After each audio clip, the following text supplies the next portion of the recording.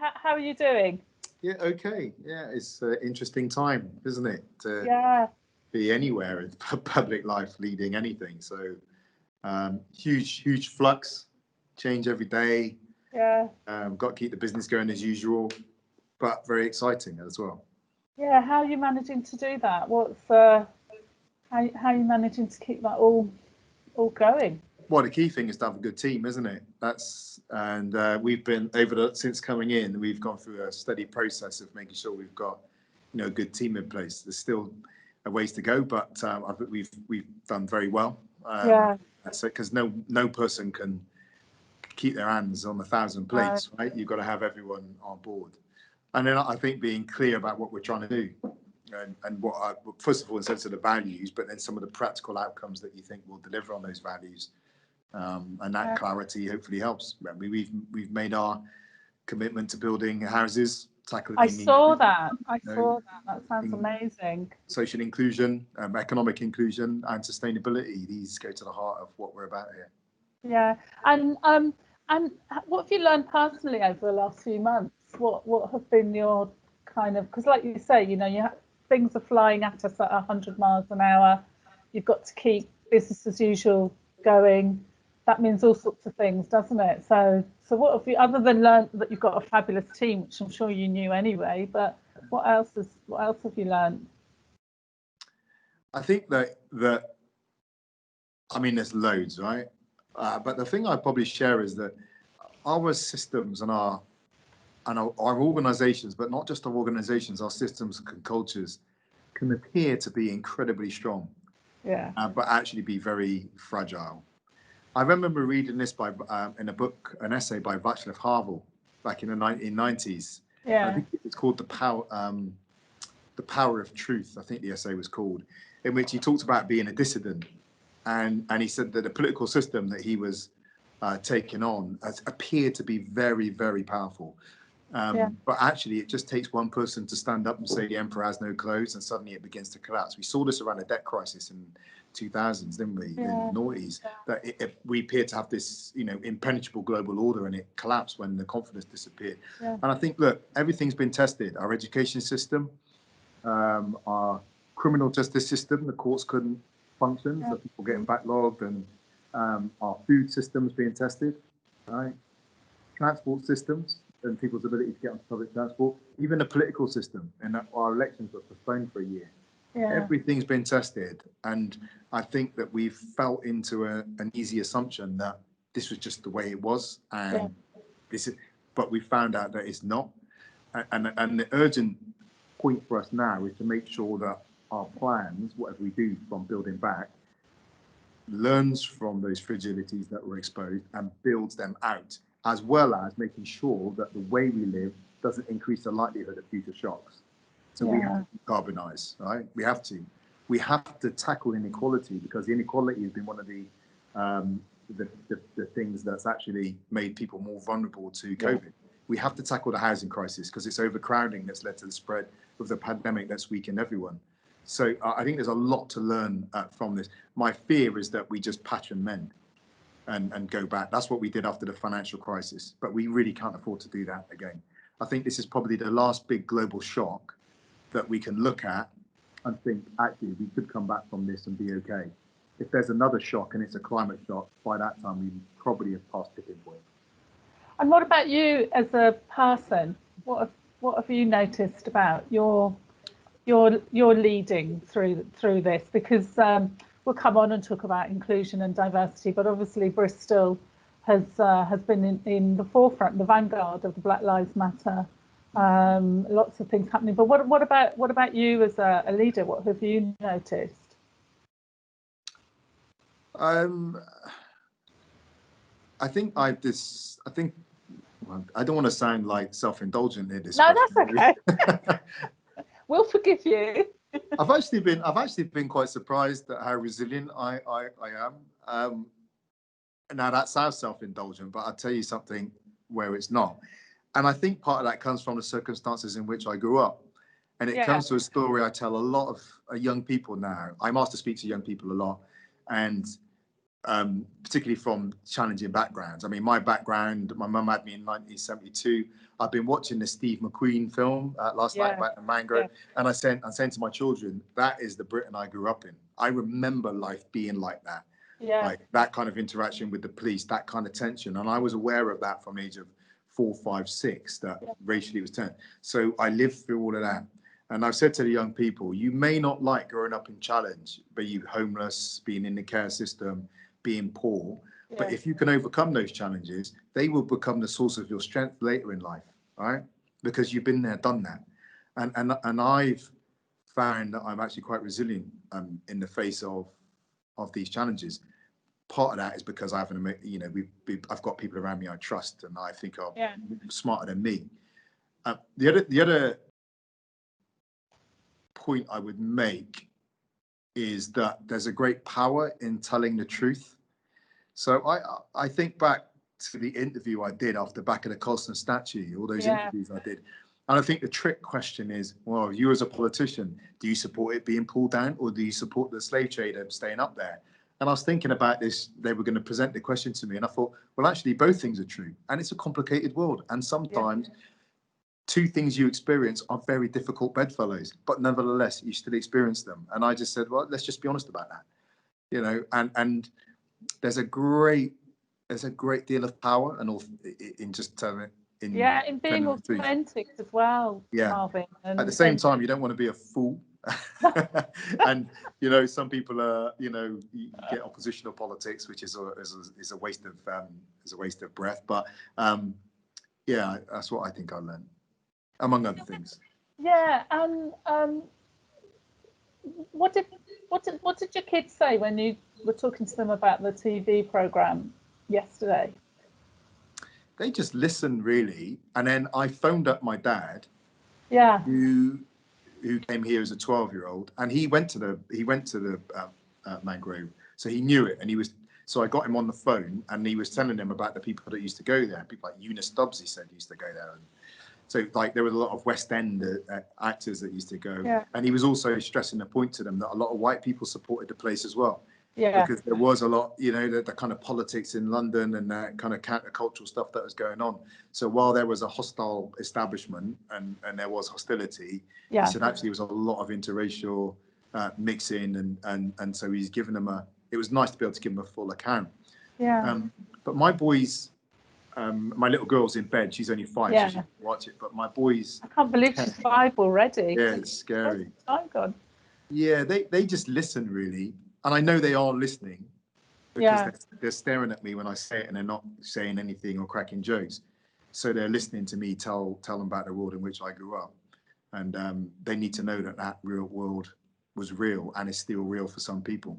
Yeah. And that sort of authenticity and it's more than storytelling, isn't it? It's that lived experience of people was so very prominent in the summer in what we saw happening over in America and then over here in like Bristol, like you say, the questions that happened at that time about the strength that you got from telling the truth. How important is it in your leadership values to it's a difficult path, isn't it, in politics as well, in terms of, like you say, you don't want to be a fool, but you want to be authentic and ring true to your values. What reminders of that do you get? How do you keep strong in that regard? Well, so a couple of things I'd say. One is there is a tightrope to walk, because there's a proverb, right, that says, "Be wise as serpents and innocent as doves." Actually, I'm going to do some biblical quotes. I hope that's okay. Yeah, no, that's but fine. It's just from the mouth of Jesus, right? So, wise as serpents, innocent as doves. And I say to people, we'll be innocent, but we'll be wise, right? And we're not going to give our arm to people to talk. You look at some of those interactions. I was looking at them recently. People come and ask trick questions, like, should we stone this woman caught in adultery? And he says, well, I'll ask you a question. You without sin cast the first stone. You know what I mean? You can be honest and act with integrity and wise, and so that's what we try to do. But I just think there's a lot, there's something, I say to my children, if with sort of stuff I wish I'd known at their age, if people are saying things about you and you know it's not true, why would you give them any emotional response to that? Yeah. And that's a test for me. You know, I get stuff written about me all the time, or what I get is, well, interestingly, journalists, well, not all the journalists, there are some good journalists, but, Yeah. you know, I get this thing where they like to write about me, but they'll never interview me about the story, right? Which is quite interesting. So Yeah, they come to written me, word rather than yeah. you. So what they'll do is they'll send me a quote from an opposition attack and say, would you comment on that? So what they do is they facilitate a battle of quotes. They don't come and say, can we come and interview about this point? Because then when you interview me, then I'll test your question and so forth. But it's easier to get your material if you just facilitate and, you know, a bust up, really. It's like kids in a playground, isn't it, with someone agitating. So, but I think that just not panicking all the time is massively important. Just taking confidence in your sense of what's right. Now, I might be wrong, but the position I take, I think I'm right, and that you know matters. If I prove to be wrong, then as some of the old philosophers say, right, then I've got better. But at the moment, you know, and I take a great deal of confidence in that, and not least because it's tested in this organisation. We have rigorous conversations about positions we take, so it has been tested before we come out public, and there's a lot of peace in that.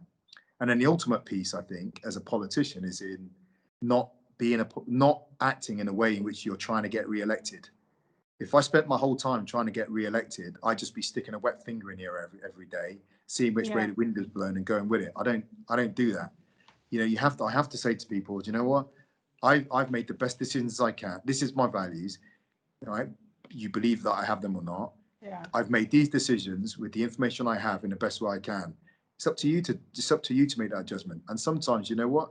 Sometimes you're not going to get what you want. Sometimes you're going to get what you didn't want. The question for you to answer is, do you like the way I went about it? And did I get 9 things I did want, maybe even? But I'm not trying to purchase a vote. I'm offering a partnership and a way of leading. And I take a lot of peace in that. It'd be hard if I lost the election, but there you go.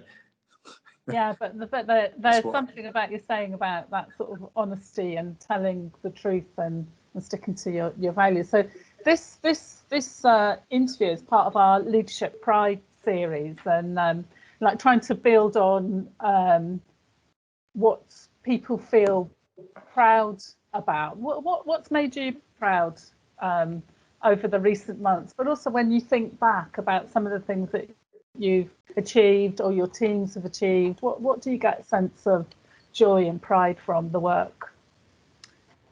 I'd say 3 points of pride, right? One is, I was on an interview the other day, and the journalist, who's a good one, said that he talked to a cleaner in the organisation, and he asked the cleaner what it was like to work here, and she said to him, "Oh, it used to be a really kind of stuffy, kind of offish. I say I'm going to use word pompous, hierarchical, but actually over the last few years, it's really opened up, and we can talk to people." That's the real source of pride, right? And I didn't get that. He said that on air. So that's about the culture within the organisation in the city, and actually I would say there's a bit of that in the city as well. My source of pride on delivery is on housing. I've been to I've had the real honour really to go to homes that we've built with families that have moved into them. So I went to one, and there was an older woman. She used to have a 1-bed flat. She could never have her grandchildren over. We went over. She's now in a 2-bed house, and she has her grandchildren. And she had us in. She wanted us to give us tea. She was thanking us. I was saying, "Don't thank me," you know. No. But she has her grandchildren there. I visited another house, a family that were in a tower block in Barton Hill, married couple, 2 young children, both under the age of 3. They have a garden. They have this solar panel. Everything in their life has just gone in the right direction. So that's on our delivery. And on the wider city, one thing I'm proud of Bristol about at the moment is, rather than just telling the story of balloons, bridges and Brunel, which is the old local radio version, everything's wonderful here, they're now fronting up to the fact that this is a very unequal city, a fractured city with major social challenges. And we're putting that front and centre. I've just been on a call with government. I literally just got off with DIT, with 100 investors from around the world. Right, talking about investing billions of pounds in the city. And in my pitch, I talked about Bristol having a third of the world's natural history, broadcasting, aerospace, university, all that great stuff. But I also said we're a city of inequalities. right? And we're fronting that up, and that's what makes us interesting. And I love the authenticity of a city that's now started to do that.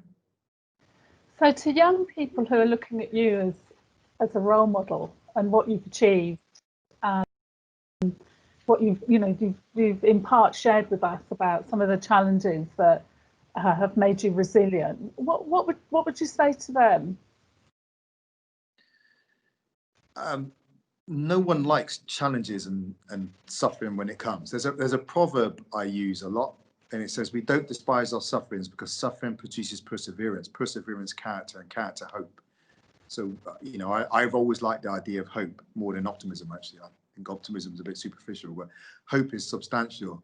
But you can see that connection between suffering, right? And if you can deal with your suffering, it's never pleasant. You'll discover your ability to persevere, right? You know you can persevere unless you overcome something. So I would never make light of anyone's particular trial or hardship at any particular point in time. But if you can fix your mind on, okay, what am I learning about myself through this? You'll probably discover about things about yourself, as I said, will become your source of strength. I'd also advise young people to make good friends and find good allies. And I will say, not to embarrass you, but you reached out to me when I was in the National Health Service and I was just didn't know where I was going. You reached out, you got me involved with the Leadership Academy, and that was a massive investment in me. You probably don't even realize how significant that was, to be drawn into these leadership conversations, to feel that someone saw my potential and my ability when other people didn't. So find people who can speak positively into your life and make. I'll give you the fiver after the interview. But it's important. We need people around us. No one does it alone. No one does it alone. We all do it with people investing in us, and find those people. And who were your role models? They weren't glamorous people. My cousins were my role models growing up. I got two older cousins, 4 years older than me and 6 years older than me. And from a very young age, they used to take me out. We go to Eastfield Park in Bristol, swimming in the rivers. We go on long walks. They believed in me. I always remember them believing in me, talking positively about me. They used to pick on me a bit sometimes as well. But I've got lots of cousins. That's what happened. But and then one of my cousins joined the army, and so I just wanted to join the military. And then they said to me, Marvin, if you're going to join, don't join as a soldier, join as an officer. And again, it was another investment in me. And then they've always taken pride in what I've done since. So they've very much been a huge part of my journey. Yeah, and just thinking about what's been going on for our health services at the moment, especially during, since March and even before March. Is there any what have you seen that's made you proud about the sort of health and social care services that are being delivered throughout the city and actually across the country as well? I think that the real source of pride is people just turn up. Yeah. That's basically it. People turn up and nothing is stopping them, and they know their lives are at risk. And we've seen the people well reported on that then end up paying with their lives. But not only are they turning up and serving people, but they're dealing with their own stuff too. I mean, everyone's going to have children that are being sent home from school and dealing with family dynamics and the pressure on relationships because of the additional hours that are being brought in, all the stresses that are being brought home as well. They'll have parents who they're not seeing that are isolated as well. They'll be out there serving the public while their own family needs. I think Charlie's trying to make an appearance. We'll just say hello to. There we are. Now you've got on screen, Charlie. You can go away. So, just turning up is the every day, and relentless every single day, like you say, just turning up without. And therein goes back to that point about resilience. So resilience is not just an individual thing; it's a collective act. Yeah. And what we've seen is in the face of, dare I say, underinvestment over the last 10 years, austerity. I know our public health function's been underinvested in. We've all been stretched. Local government has been forced to retract, which means we haven't been investing in our communities, building that resilience. In the face of policy failure and financial failure, people have stepped into the gap and people have held it together. And that's the real source of pride. And that's the thing. The pride is in the people. You know, we can only do these things through others and ourselves. So what's next? What's next for you? What are your aspirations for even in the next few months? Like what's the plan for you? Me personally, Marvin Rees. Is it? Yeah. Oh right. But you say what's next on my day? We got an election next May, so obviously there'll be it's going to get busy. I've got a family to take care of as well, 3 children, wife, mum. So just hitting on all those fronts really. In terms of the city, we've got to try and get us off on the right trajectory from now. Our point to government has been about front-loading investment in green infrastructure. That's decarbonised housing and decarbonised transport, so that the very systems on which we depend and that will begin acting as we go to economic recovery are decarbonised and building inclusion. So we're trying to win that investment, hence the call I've just come off of to rebuild our city, to make sure it's a place where people can have hope every day. Yeah. Well, thank you so much. Thanks for your time. It's been brilliant. I know you're super busy, and thank you for your very wise words as well. Thank you.